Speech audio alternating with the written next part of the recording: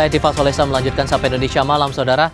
Angkatan Darat Iran resmi mengumumkan peluncuran gelombang serangan drone peledak yang merupakan bagian dari fase ke-27 Operasi Saikeh atau Operasi Guntur.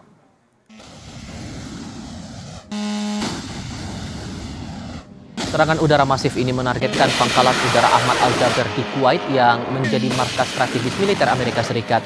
Melalui pernyataan resminya, militer Iran mengklaim drone mereka berhasil menghancurkan 3 titik vital, yakni tempat perlindungan jet tempur, pusat sistem komunikasi satelit, serta gudang penyimpanan peralatan militer utama milik Amerika Serikat. Pemerintah Kuwait melalui staf umum Angkatan Bersenjata mengonfirmasi sistem pertahanan udara mereka sempat aktif mencegat proyektil di langit nasional.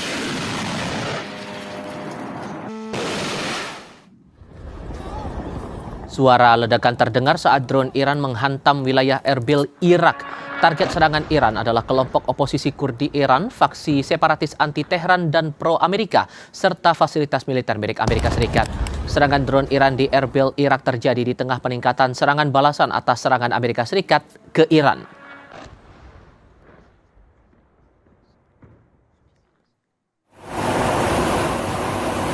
Pesawat patroli maritim P-8 Poseidon milik Angkatan Laut Amerika Serikat melakukan pengisian bahan bakar di udara dari pesawat tanker KC-135 Stratotanker Angkatan Udara AS saat menjalankan misi pengawasan di kawasan Timur Tengah atau Asia Barat.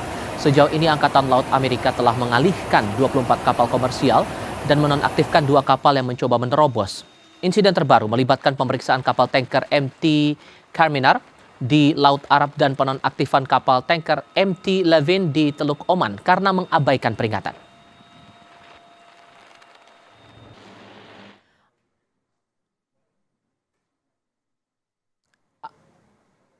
Arab Saudi bergabung dengan Amerika Serikat melawan milisi pro-Iran di Irak. Akankah sikap resmi Arab Saudi ini mengundang negara Teluk lain untuk ikut bergabung dengan Amerika melawan Iran? Saya akan berdiskusi bersama Guru Besar Hukum Internasional dari Universitas Indonesia Hikmahanto Juwana dan pengamat Timur Tengah dari Badan Riset dan Inovasi Nasional Nostalgiawan Wahyudi. Selamat malam semuanya dengan Tifal di sini. Selamat malam. Terima kasih semua sudah bergabung bersama kami. Mas Wawan, kalau Anda melihat sikap Arab Saudi saat ini berada bersama dengan AS menyerang dengan Irak, adakah kemungkinan dari negara Teluk lain juga akan ikut terlibat di sini, ikut bergabung dengan Arab Saudi posisinya? Ya, kalau kita lihat ya, memang ada gejala untuk perluasan dari eskalasi konflik di mana memang kalau kita lihat ada pergeseran strategi militer Amerika dari yang tadinya di selatan ya, wilayah Teluk yang di selatan ya seperti Uni Emirat Arab, Qatar dan yang lain sekarang menuju ke tengah, termasuk Jordan, Bahrain dan juga Kuwait. Itu memberikan akses yang mudah. Dengan adanya proksi-proksi dari Iran yang berdekatan dengan CENTCOM yang sudah digeserkan oleh Amerika ke daerah itu, maka nanti itu menjadi ancaman yang serius, yang lebih dekat pada Amerika, sehingga itu merasa perlu ya, karena kemarin kita juga melihat bahwa proksi tersebut juga menghancurkan fasilitas salinasi air laut ya. Dan itu sangat-sangat sangat krusial dan memberikan dampak yang cukup besar bagi pasukan Amerika Serikat yang ada di Kuwait. Dan hal ini kita melihat bahwa itu merupakan sebuah keterdesakan ya. Jadi kita tahu sebetulnya banyak negara-negara Timur Tengah ya, terutama negara-negara Teluk yang kaya-kaya itu tidak ingin terlibat secara langsung. Dan kita melihat bahwa memang tekanan itu semakin nyata ketika kita melihat bahwa Trump beberapa kali juga mendesak mitranya di Timur Tengah termasuk Saudi dan yang lain itu terlalu pasif, dan dia cukup senang dengan aktivitas Uni Emirat Arab sebelumnya yang cukup aktif dalam perang Iran ya, dan juga mengkritik Saudi. Dengan adanya serangan Saudi ke Yaman kemarin dan juga serangan Saudi ke misalnya ke Irak kemarin, dan itu membuktikan bahwa sebetulnya Amerika memang menginginkan itu, dan saya kira keterbatasan Saudi tidak akan seberani apa yang dilakukan oleh Uni Emirat Arab. Kalau Uni Emirat Arab memang dia langsung berani melakukan serangan terhadap Iran secara langsung ya, tetapi untuk Saudi cukup membatasi diri saya kira. Tapi kalau kemudian ada yang menduga begini, salah nggak kalau kemudian ada yang menduga begini, Mas Wawan? Kalau kemudian baru sekarang Arab Saudi terang-terangan di depan mata, di depan panggung konflik ini muncul, apakah di belakang panggung sebelumnya selama ini dia juga ikut terlibat? Bedanya ya karena tidak terlihat saja. Ya kalau kita harus memahami karakter budaya dan politik Arab ya. Jadi memang di permukaan dan di belakang tuh cukup cukup berbeda ya. Jadi apa yang misalnya kita melakukan janji-janji politik itu ketika janji itu diungkapkan misalnya di negara-negara mereka, maka itu bukan 100% akan terwujud. Jadi banyak pertimbangan-pertimbangan yang dilakukan termasuk ketika apa tuh namanya kita tahu proksi antara Saudi dengan Iran tuh berlangsung lama. Namun demikian untuk beralih pada suatu step yang berbentuk yang apa tuh namanya friksi yang lebih keras seperti perang itu memang sangat-sangat jauh waktu itu karena memang ada kepentingan di kawasan yang memang harus mereka jaga. Mereka mempunyai minyak, mempunyai Aramco dan juga misalnya Qatar mempunyai fasilitas LNG yang besar di dunia dan itu yang cukup memperhitungkan mereka dan economic first itu menjadi salah satu fondasi dari foreign policy mereka dan itu yang menjadikan salah satu apa teman pertimbangan yang cukup faktual ya. Baik. Ya di mana negara-negara Teluk ini sebetulnya enggan untuk apa tuh masuk dalam perang ya, Amerika dan Iran dan Hmm. juga enggan untuk memperluas eskalasi perang di kawasan Eh, dan lain dari itu kita bisa melihat bahwa tekanan-tekanan publik mereka juga cukup besar. Kita mengetahui bahwa mereka tuh negara otoritarian, tetapi gejolak sipil dan juga gejolak politik di lingkaran dalam negeri mereka sekarang tidak lebih vulgar dari yang sebelumnya dan sekarang masyarakat pun secara lebih berani mengungkapkan hal itu meskipun tidak mengkritik pemerintah secara langsung tapi menuntut sebetulnya mengecam misal keberadaan militer Oke. Amerika atau senjata Amerika yang ada di negara mereka.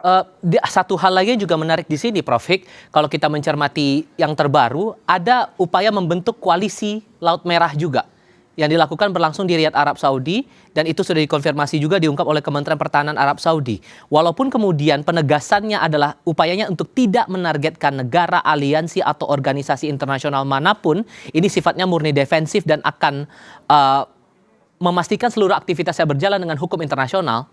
Kita lihat juga 14 pihak, 14 negara dari total 43 negara yang diundang itu menyatakan ikut bergabung. Ada Kuwait, Bahrain, Qatar, Turki, Pakistan, Jordania, Mesir, Sudan, Somalia, Djibouti, dan Bangladesh.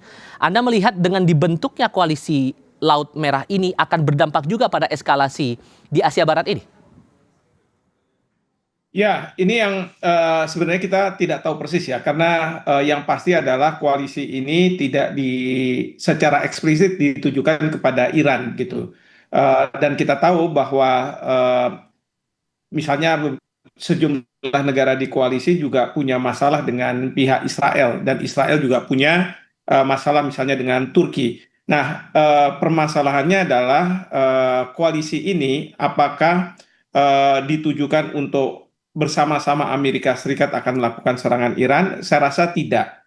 Jadi koalisi ini dalam pemahaman saya adalah koalisi yang dibentuk untuk memastikan kapal-kapal yang akan berlayar di Selat Hormuz itu tidak terganggu. Hmm. Tidak terganggu itu tidak hanya oleh Iran, tetapi juga oleh Amerika Serikat. Karena belakangan ini Amerika Serikat sudah melakukan blokade terhadap Selat Hormuz. Ya, sementara Iran juga tetap melakukan serangan-serangan terhadap kapal-kapal tanker yang menurut mereka tidak sesuai dengan lajur pelayaran yang ditentukan oleh Iran. Sehingga Nah, jelas jadi ini tujuannya bukan untuk ikut terlibat dalam saling serang menyerang itu tadi ya, Prof? betul. Dalam pemahaman saya tidak seperti itu. Maka tidak secara eksplisit menentukan karena bagi negara-negara ini juga kalau misalnya mereka akan bergabung dengan Amerika Serikat itu kekhawatiran mereka akan ada satu perahu dengan Israel gitu. Oke, kalau melihat eskalasi seperti ini, Mas Wawan, sudahkah kita sulit untuk punya proyeksi dua belah pihak dalam hal ini, AS dan Iran, akan benar-benar bisa dalam upaya berunding dan menuju damai lagi, atau kita masih punya ruang atau celah sedikit begitu? Kecil saja kemungkinan itu, masih ada atau enggak? Untuk saat ini mungkin ini ya, kalau kita melihat apakah kemungkinan perundingan duduk di meja itu akan bisa terwujud dalam waktu dekat ya. Itu kalau kita mengukurnya dari level trust saja dulu. Jadi trust itu sangat-sangat penting dalam diplomasi dan juga pembangunan apa namanya perundingan ya. Ketika level trust sekarang antara Amerika dengan Iran itu pada titik yang sangat kritis, saya kira kesempatan itu untuk saat ini cukup sulit. Jadi kita kita melihat bahwa trust itu pernah ketika diupayakan oleh Pakistan dan yang lain, saya kira untuk melangkah yang kedua kalinya akan cukup sulit. Baik. Dan ini yang kita memiliki sebuah terobosan ya. Apalagi kalau kita lihat ya, sekarang perkembangan eskalasi perang memang cukup serius. Jadi Amerika sudah mulai menggeser, bukan mundur atau mengencangkan bagaimana perundingan itu bisa terjadi, tetapi menggeser CENTCOM mereka dulu di Qatar, digeser ke Uni Emirat Arab, sekarang digeser ke Jordan. Baik. Itu menunjukkan bahwa eskalasi ini mungkin Amerika akan terjebak pada strategi perang Iran yang memang menginginkan konflik friksi ini dalam jangka waktu cukup panjang. Oke, Prof. Fik, Anda juga sepakat dengan itu? Singkat saja, Prof. Ya, saya rasa memang demikian ya. Yang pasti adalah bagaimana negara-negara ini tidak membuat perang ini tambah besar dengan adanya partisipasi dari berbagai pihak, baik itu negara maupun faksi-faksi. Kita tahu yang di Irak kemarin yang diserang itu adalah sebenarnya ada kelompok yang didukung oleh Iran yang melakukan serangan membantu Iran, kemudian oleh Saudi diserang balik berdasarkan menurut Saudi pasal 51 Piagam PBB. Tapi juga ingat bahwa Iran juga melakukan serangan ke Kurdi di Irak karena mereka ini dianggap bersekutu dengan pihak Amerika Serikat. Jadi ini yang kita harus cermati, dan mudah-mudahan Pakistan dan Qatar mungkin bisa mengupayakan bagaimana ada komunikasi antara Amerika dengan Iran. Yang jelas tensinya masih naik turun, itu yang masih kita pahami sampai dengan saat ini. Prof. Fik, Mas Wawan, terima kasih banyak sudah berbagi pandangan bersama kami kali ini. Sehat selalu untuk Anda berdua, selamat malam.